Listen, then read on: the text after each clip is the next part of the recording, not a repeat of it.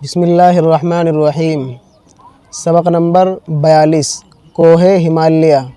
از مؤلف ہے ہمالیہ پہاڑ سرجیون، جس کے اوپر تلے کھڑا ہے بن، بیل بوٹوں سے بن رہا ہے چمن، سبز چوٹی ہرے بھرے دامن، ہے ہر ایک ڈھانگ اس کی پھلواری، سرد چشمے جہاں تہاں جاری، لالا خود رو ہے اور اس کے پاس لہلہاتی ہے خوبصورت گھاس، سینکڑوں قسم کے ہیں پھول کھلے، پیڑ باہم کھڑے ہوئے ہیں ملے،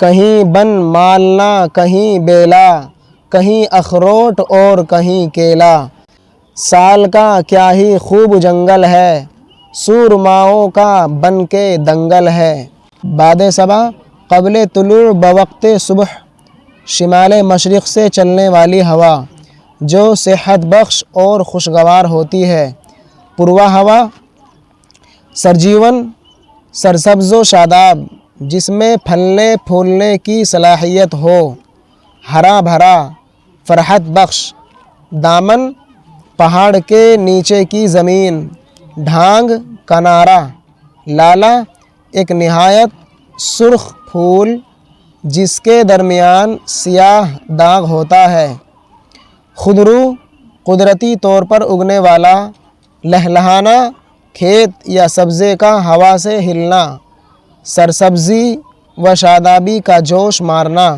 ہرا بھرا ہونا، بن مالنا مالنی کا خضرو پودا اور اس کا پھول، بیلا ایک قسم کا سفید خوشبودار پھول جو چنبیلی کے پھول سے بڑا گٹھیلا اور موتی سے ملتا جلتا ہوتا ہے، سال ایک ہندوستانی درخت، دنگل کشتی وغیرہ کا مقابلہ، معرکہ آرائی، سرو شمشاد ہیں قطار قطار، ریچھ پھرتے ہیں بن کے چوکیدار، ہیں چٹانوں پہ کودتے لنگور، ایک ہی جست میں وہ پہنچے دور، ہیں ترائی میں ہاتھیوں کے غول، کوئی پائل ہے اور کوئی نجھول، شیر خونخوار شاہ ہے یاں کا، پاڑھے چیتل کو خوف ہے جاں کا، بارہ سنگے غریب پر ہے لتاڑ، سینگ ہے اس کے جھاڑ اور جھنگاڑ، وہ جو ہے ہند کا بڑا ساگر، وہاں سے چلتا ہے ابر کا لشکر، کوچ در کوچ روز بڑھتا ہے، پھر ہمالیہ پر آ کے چڑھتا ہے، کبھی دیتا ہے باندھ میخ کا تار، کبھی کرتا ہے برف کی بھرمار، سرو ایک سیدھا لمبا خوشنما سوئی کی طرح نکیلی پتیوں والا مخروطی شکل کا درخت، جس کی ہر شاخ کے سرے پر باریک چھوٹی چھوٹی سی پتیوں کا ایک مخروطی جھرمٹ ہوتا ہے، یہ سب شاخیں آپس میں ملی ہوئی نیچے سے اوپر تک ایک ایسے مینار یا ستون کی سی شکل بناتی ہیں جو کہیں نیچے اور کہیں درمیان میں پھیلا ہوا اور اوپر کی طرف مخروطی شکل میں نوک دار سا ہوتا ہے، شعراء اس سے قامت محبوب کو تشبیہ دیتے ہیں، شمشاد ایک خوش قد درخت جس کے پتے آس اور انار کے پتوں کی طرح ہوتے ہیں، شاخیں پریشان، پھول سفید اور خوشبودار ہوتا ہے، اس کی لکڑی سخت اور مضبوط ہوتی ہے، جس کی کنگھیاں بھی بناتے ہیں جو بالوں کی جڑوں کو مضبوط بناتی ہیں، جست، کود، پھاند، اچھال، چھلانگ، چوکڑی، ترائی وہ زمین جو دریا یا ندی کے قریب ہو، وہ مرطوب زمین جو پہاڑ کے دامن میں واقع ہو، دلدلی زمین، غول، بھیڑ، مجمع، جھنڈ، گروہ، جتھا، جمگھٹ، پائل، تیز رو ہتھنی یا ہاتھی، نجھول ہاتھی کی ایسی چال جس میں سوار کو دھکا محسوس نہ ہو۔ چیتل بارہ سینگے کی ایک قسم، رنگ بھورا یا زرد اور جسم پر چھوٹے چھوٹے سفید گل۔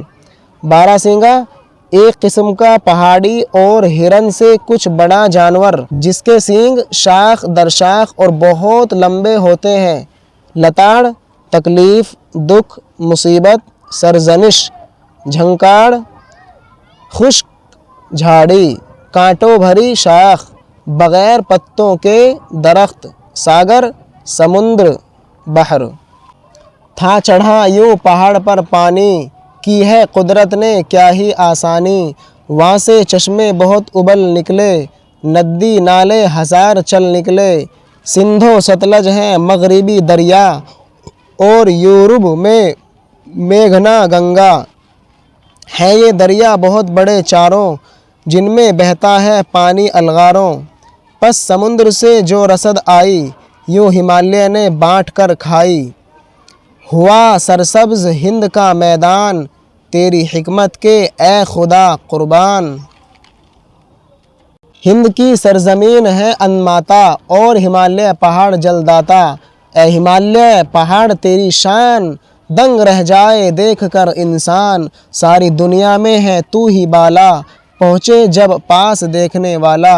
سامنے ایک سیاہ دل بادل، دیو کی طرح سے کھڑا ہے اٹل۔ گھاٹیاں جن میں گونجتی ہے صدا، آبشاروں کا شور ہے برپا۔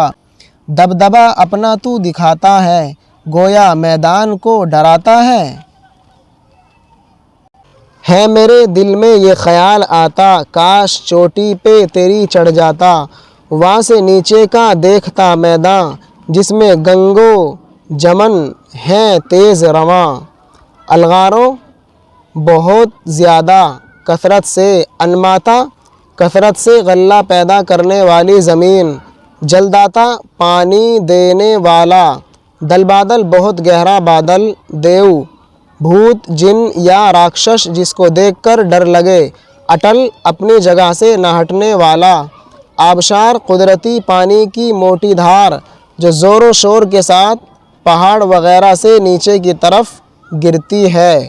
جھرنا دو لکیریں سی وہ نظر آئیں، دائیں بائیں کو صاف لہرائیں۔ اس تماشے سے جب کہ جی بھرتا، تو شمالی طرف نظر آتا۔ شام کو دیکھتا بہار بڑی، گویا سونے کی ہے فصیل کھڑی۔ پھر وطن میں جب آن کر رہتا، دوستوں سے یہ ماجرا کہتا۔